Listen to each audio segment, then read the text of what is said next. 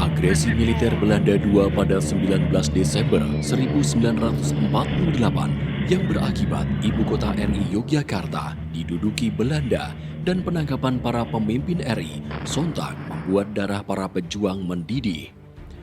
Mereka tak sudi RI yang baru 4 bulan memproklamirkan kemerdekaannya kembali dikangkangi penjajah asing. Rawe-rawe rantas, malang-malang tuntas menjadi slogan perjuangan yang populer di telinga kaum pejuang kemerdekaan. Artinya, segala sesuatu yang merintangi maksud dan tujuan harus dibabat habis dan yang menghalang-halangi jalan harus dipatahkan. Embun pagi masih menggantungkan harapnya pada dedaunan pagi itu. Di balik bilik bambu, Indonesia berbisik. Lirih lapangan doa ketika suara tembakan pertama mulai menggema pada lorong-lorong sempit di tiap sisi kota. Tentang sumpah merdeka atau mati. Tentang dentuman meriam yang datang memecah pagi. 3 bulan, Yogyakarta telah jauh dari ibundanya. Berapa jiwa berkata, Yogyakarta tak lagi republik sejak Yogyakarta tunduk pada moncong senjata zalim milik Belanda. Tetapi tak ada yang lebih tabah daripada Yogyakarta, dan tak ada yang lebih rindu daripada Yogyakarta. Seperti fatum yang akan guntum, pasti Yogyakarta, pasti akan pulang pada ibundanya. Lewat utara, Merapi yang selalu tegak berdiri menjadi saksi jatuhnya peluh yang bercampur darah dan air mata. Hanya seperempat hari bagi dunia untuk sadar bahwa Indonesia bukan sekadar pemberontak. Sebab kedaulatan bukan sekedar propaganda Belanda. Indonesia membuktikan bahwa mereka ada. Mereka masih bertahan, meski pada parit-parit kecil yang sama sekali tak layak huni. Dan mereka yang meringkuk pada parit-parit itu membawa merah putih pada puncak tertingginya.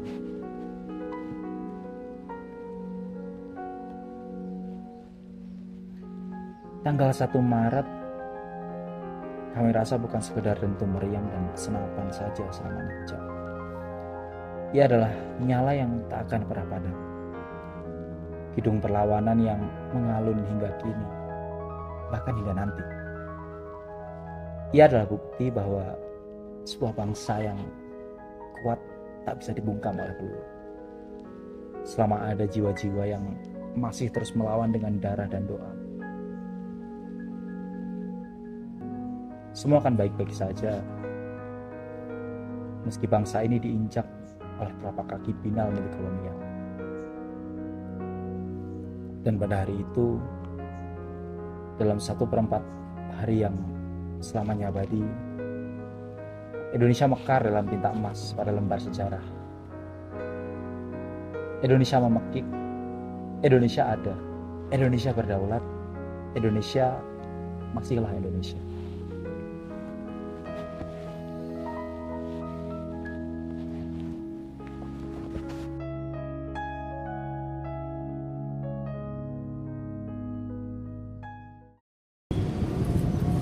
Perkenalkan, nama saya Maulana Faris Agifari. Perkenalkan, nama saya Ivan Zuri Ramadhani Syahrial. Dan perkenalkan, nama saya Rafiq Bayu Wicaksono. Nama saya Niko Slim. Dan saya Raditya Nathaniel Nugroho. Selamat datang di Monumen Serangan Umum 1 Maret.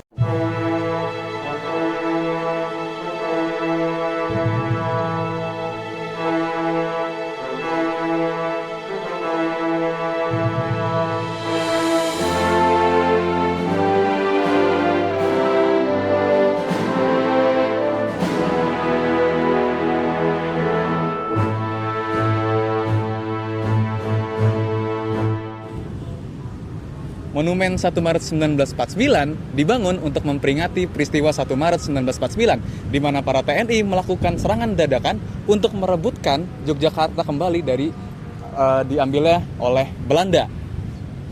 Untuk lokasinya, untuk Monumen Serangan 1 Maret berlokasi satu komplek dengan Benteng Vredenburg. Di depannya juga, di seberangnya, ada Istana Negara Yogyakarta dan juga Pos Indonesia Yogyakarta.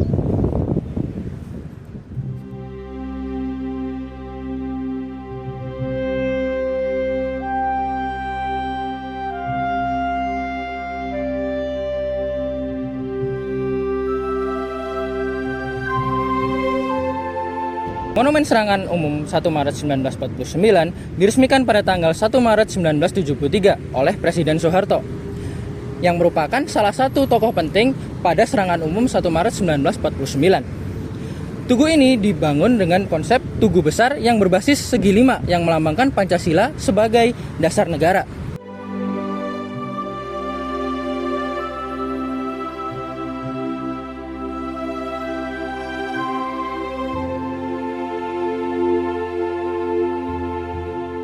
Pada dinding monumen terdapat relief yang menggambarkan Serangan Umum 1 Maret 1949.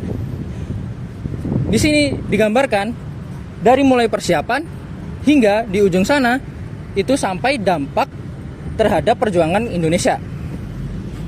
Monumen ini dibangun untuk menghormati para pejuang yang telah terlibat dalam Serangan Umum 1 Maret 1949.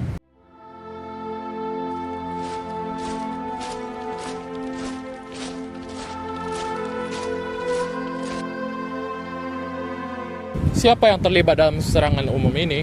Serangan ini dipimpin oleh Letkol Kolonel Soeharto bersama dengan pasukan TNI dan juga dukungan warga Yogyakarta beserta tokoh seperti Sri Sultan Hamengkubuwono yang ke-9 dan juga didukung oleh Jenderal Urip Sumoharjo dan juga Jenderal Sudirman dalam serangan ini.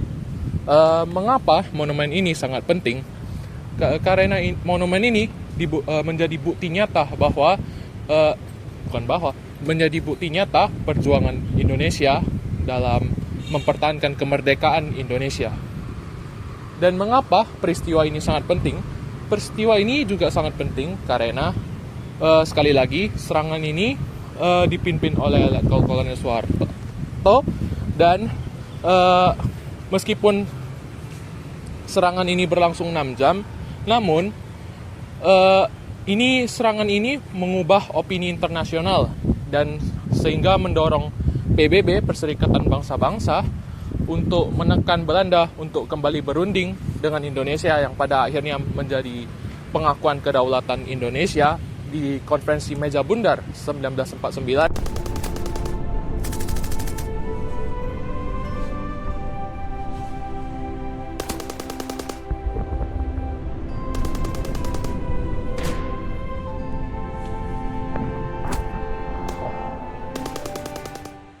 Belanda berhasil menangkap para petinggi Indonesia beserta seperti Soekarno dan lain-lainnya. Tapi untungnya Soekarno sudah merencanakan semuanya dan sudah menciptakan pemerintahan cadangan di Bukit Tinggi yang dipimpin oleh Prawira Negara, Syafruddin Prawira Negara. Dari keberhasilan agresi militer itu, Belanda membuat propaganda di sebuah radio yang disebut dengan apa, Dit? Hilversum. Even at Babylon, even at Boringen.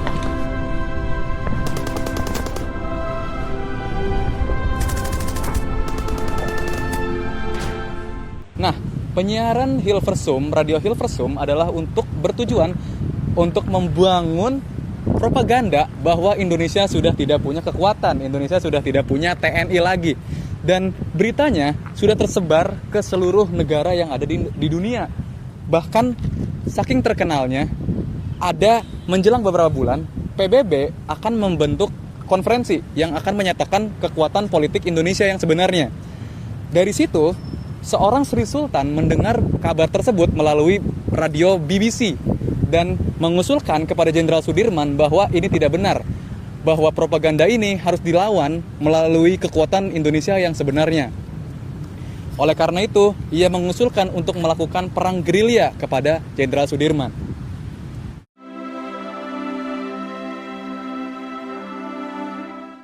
Usulan ini diwujudkan oleh Sri Sultan Hamengkubuwono IX dengan mengirimkan gagasan yang berupa rencana untuk menyerang kota Yogyakarta yang pada waktu itu masih diduduki oleh Belanda. Gagasan ini dikirim lewat surat kepada Jenderal Besar Sudirman. Jenderal Besar Sudirman melihat potensi dari serangan ini dan meminta Sri Sultan untuk berdiskusi langsung dengan Letnan Kolonel Soeharto pada waktu itu. Setelah diskusi yang cukup panjang, akhirnya disepakatilah waktu serangan, yaitu tanggal 28 Februari 1949. Akan tetapi ternyata informasi ini sempat bocor. Maka dari itu, serangan yang kita kenal sebagai serangan umum 1 Maret dimulai pada 1 Maret itu, bukan 28 Februari. Nah, pada waktu serangannya sendiri, untuk memperjelas, kita bisa ke arah relief-relief sana untuk melihat bagaimana serangan umum 1 Maret ini sebenarnya berlangsung. Ayo. Kenapa Jenderal Besar Sudirman meminta Sri Sultan untuk langsung berdiskusi dengan Letkol Soeharto pada waktu itu? Karena memang salah satu alasannya waktu itu Jenderal Besar Sudirman sedang sakit paru-paru, sehingga kemungkinan Jenderal Besar Sudirman merasa akan lebih baik untuk berdiskusi langsung dengan pemimpin pasukannya lebih langsung, yang lebih tahu kondisi pasukannya sendiri. Lalu setelah itu, ini kita bisa lihat ada gambar Komandan WK3 atau Welkenkreis 3, Letnan Kolonel Soeharto bersama pasukannya mempersiapkan serangan umum 1 Maret. Nah, setelah berdiskusi dengan Sri Sultan Hamengkubuwono IX, akhirnya mereka bersetuju kan untuk kapan serangan itu dimulai. Nah, serangan umum itu pun direncanakan dan akan dilakukan. Nah, rencana dari serangan umum itu, Letnan Kolonel Soeharto akan memimpin pasukannya untuk menyerang dari bagian barat sampai ke Malioboro sini. Nah, setelah itu dari arah timur akan dilakukan serangan tambahan oleh Venje Sumunal, dan dari arah utara akan dilakukan serangan oleh Mayor Sarjono. Selain itu dari selatan yang terakhir, dari utara itu Mayor Kusno, dan yang dari selatan Mayor Sarjono. Nah, pasukan-pasukan seperti Brigade 9 dan Brigade 10 juga melaksanakan beberapa serangan tambahan untuk memperlambat bala tentara bantuan dari Belanda dan memutus Yogyakarta dari pasukan-pasukan Belanda lainnya. Nah, ini kita bisa lihat pertempuran di area kantor pos di Jogja, kantor pos Indonesia di Jogja. Nah, selanjutnya pertempuran ini berlangsung beberapa jam, dan setelahnya Indonesia berhasil menduduki kembali kota Yogyakarta pada jam 6 pagi. Nah, pada jam 6 pagi ini Indonesia berhasil menduduki kota dengan casualty atau dengan korban sekitar 200-an orang waktu itu. 200-an orang dari TNI dan beberapa orang dari Kepolisian Republik Indonesia juga. Nah, pada waktu menduduki kota Yogyakarta, Indonesia mengambil kesempatan untuk menyiarkan lewat radio RRI pada waktu itu bahwa Indonesia berhasil menduduki kota Yogyakarta. Rekaman ini dari siaran RRI itu sampai menyebar ke Aceh, India, bahkan seluruh dunia. Dan bahkan surat kabar di Belanda sendiri mengcover kejadian serangan umum 1 Maret ini. Bahkan di salah satu korannya Belanda sana diklaim bahwa korban Belanda bisa mencapai sekitar 14 orang lebih pada waktu itu. Nah, karena siaran radio yang dikumandangkan oleh para pasukan Indonesia di Yogyakarta pada waktu itu, akhirnya dunia pun sadar bahwa apa yang dikatakan Belanda di radio Hilversum pada beberapa bulan lalu itu adalah propaganda bohong belaka, sehingga membuat support dunia terhadap Belanda menjadi turun, dan malah dunia sekarang melalui PBB mendesak Belanda untuk segera mencari jalan damai untuk menyelesaikan konflik yang ada di Indonesia ini. Nah, dari itulah muncul jalan diplomasi yang bisa diraih oleh Indonesia, yaitu adalah konferensi meja bundar yang nantinya akan menuju atau membuka jalan kembali ke Indonesia merdeka.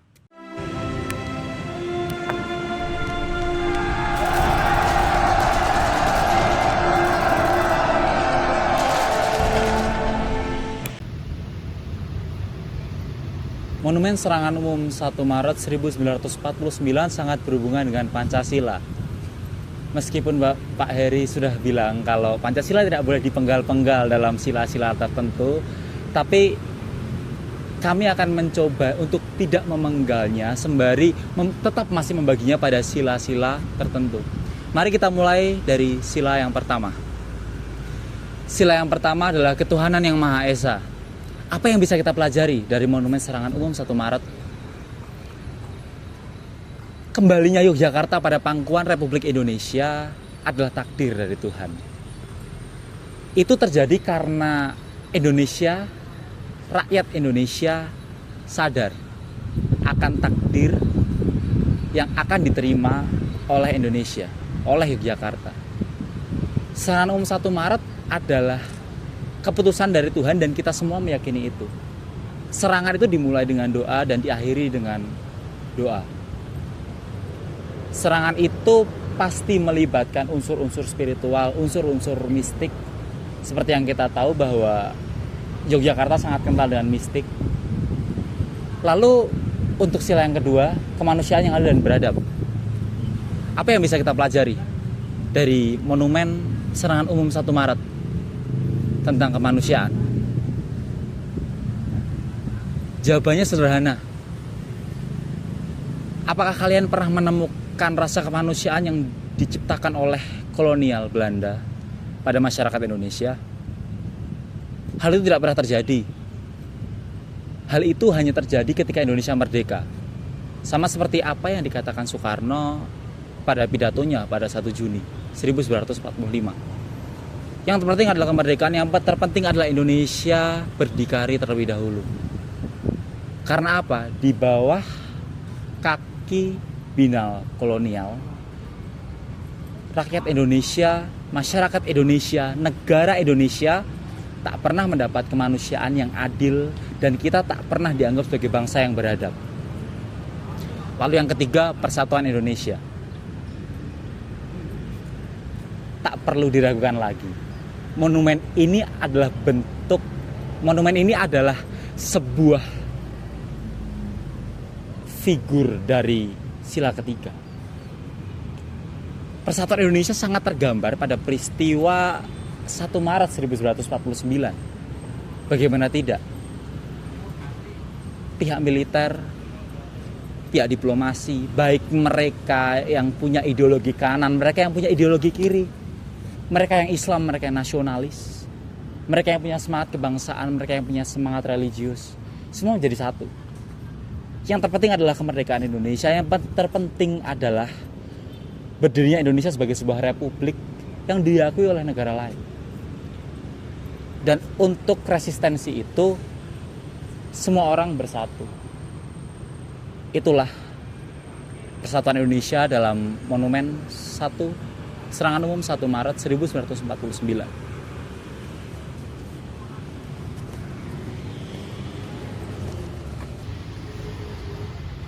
Kemudian ada sila keempat, yaitu kerakyatan yang dipimpin oleh hikmat kebijaksanaan dalam permusyawaratan perwakilan. Nah, dari peristiwa ini apa yang kita dapat ambil yaitu dengan nilai kemusyawaratan. Nah, tentu saja keputusan untuk melakukan serangan ini diambil dari musyawarah antara tokoh-tokoh militer dan tokoh-tokoh sipil Indonesia. Dan pada saat itu juga terdapat Sultan Hamengkubuwono ke-9 yang mengikuti musyawarah tersebut. Kemudian, keputusan untuk melakukan serangan ini juga mempertimbangkan kepentingan rakyat Indonesia serta kepentingan diplomasi internasional. Kemudian ada sila kelima. Sila kelima, keadilan sosial bagi seluruh rakyat Indonesia. Apa keadilan yang dapat kita ambil dari serangan umum ini? Tentu saja serangan umum ini yaitu untuk memperjuangkan kedaulatan rakyat Indonesia, yaitu agar rakyat Indonesia dapat hidup secara merdeka dan sejahtera. Dan dengan dibangunnya monumen ini, kita dapat meneruskan rasa perjuangan tersebut dan mengabadikan rasa perjuangan tersebut ke generasi penerus bangsa selanjutnya, agar rasa perjuangan tersebut tetap abadi selamanya di rakyat Indonesia. Halo teman-teman semuanya, halo Pak Heri juga. Perkenalkan, nama saya Rafiq Heri Caksono. Dan teman saya. Nama saya Raditya Nathaniel Nugroho. Oke, jadi kalau teman-teman udah sampai ngelihat kita berdua, Iya, berarti kalian udah sampai pada penghujung video ini. Dan pada akhir video ini kami mau mengucapkan beberapa pengalaman yang berkesan dan pelajaran berharga apa yang bisa kami dapatkan ya dari situs Monumen Serangan Umum 1 Maret dan ya mungkin perjalanan kami gitu. Mungkin dimulai dari Radit dulu.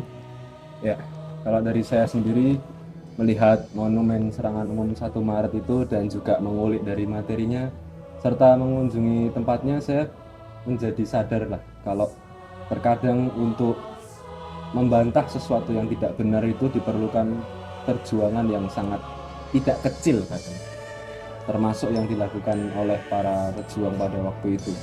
Ya itu jujur sangat menyentuh hati saya. Dan ya memang benar, terkadang untuk membuktikan sesuatu yang salah tidak semuanya bisa kita lakukan secara mudah, tetapi kebenaran itu harus dijunjung pada akhir harinya kan. Ya itulah yang harus kita lakukan. Ya, Kalau dari Faris sendiri, aku setuju sama Radit, cuman mungkin apa yang bakal aku sampaikan bakal cukup personal. Jadi aku sendiri udah lama tertarik sama Yogyakarta. Kita semua dari SD mungkin tahu ya tentang Serangan Umum 1 Maret, tentang gimana heroiknya Indonesia menguasai Yogyakarta, walaupun hanya 6 jam setelah itu mereka pulang dalam tanda kutip lagi. Tapi ya itu usaha dari Indonesia buat rasis ya, menunjukkan resistensinya. Dan apa yang saya tertarik pada itu, cuman saya tidak pernah merasa sedalam ini. Saya merasa bahwa monumen ini benar-benar punya jiwa aja gitu. Jadi ketika saya datang ke sini, apalagi ketika saya membuat narasi yang di awal video saya ucapkan, saya hampir meneteskan air mata mungkin. Karena masih sangat terasa perjuangannya, masih sangat terasa bagaimana spirit untuk Indonesia, bagaimana spirit untuk Republik kita itu ada.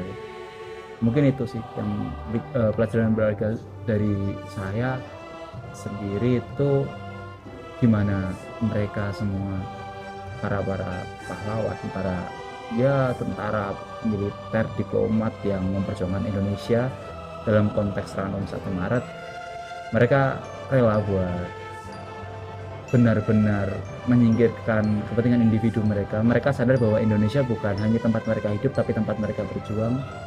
Mereka lahir untuk Indonesia. Mungkin mereka lahir di Hindia Belanda pada saat itu, tapi mereka lambat laun dewasa dengan menyadari bahwa Republik adalah tujuan akhir dari hidup mereka. Itu sih. nah menurut saya pelajaran penting yang bisa kita ambil dari sejarah 1 Maret 1949 itu bahwa Indonesia selalu ingin merdeka. Bahkan saya ketika berkeliling di monumen ini, saya menemukan ada suatu quotes dari kata-kata dari seorang tokoh menyatakan bahwa jika Indonesia merdeka harus 100% merdeka. Dan itu yang membuat semangat Indonesia untuk selalu berjuang, untuk selalu mengutarakan segala emosinya ke dalam peperangan agar Indonesia mencapai kemerdekaan Indonesia. Kalau menurut saya, pelajaran berharga yang saya dapat selama perkunjungan untuk membuat video ini, yaitu dari peristiwa Serangan Umum 1 Maret 1949 itu sendiri, yaitu bahwa semua hal itu dalam aspek apapun tetap harus diperjuangkan. Walaupun sekecil apapun itu kelihatannya kemungkinan itu berhasil, tapi tetap harus diperjuangkan. Dan juga saya menyadari bahwa seharusnya Pancasila itu tidak hanya iming-iming diingat dan diucapkan saja, tapi kita harus hidup dan menjiwai apa sebagai dasar negara kita itu, yaitu Pancasila. Kita harus benar-benar menghidupi apa itu nilai-nilai Pancasila. Dan kita harus berusaha untuk selalu menghidupi nilai-nilai Pancasila tersebut dalam segala aspek kehidupan kita, mau itu belajar atau berkeluarga atau selainnya. Dari aku sendiri, menurut saya setuju dengan Faris karena perjuangan mereka yang penuh dengan emosi dan perasaan mereka untuk untuk mempertahankan kemerdekaannya. Yang paling berkesan menurut aku adalah meskipun serangannya hanya 6 jam, namun itu dapat mendorong PBB untuk mendorong Belanda untuk berunding, dan pada akhirnya pengakuan kedaulatan kemerdekaan Indonesia. Dan ya, menurut saya itu dapat saya simpulkan bahwa meskipun sudah terlihat tidak menjanjikan dan mungkin gagal, tetap saja berjuang, karena di mata orang lebih baik berjuang sekeras mungkin meskipun gagal daripada tidak sama sekali. Ya, begitu saja.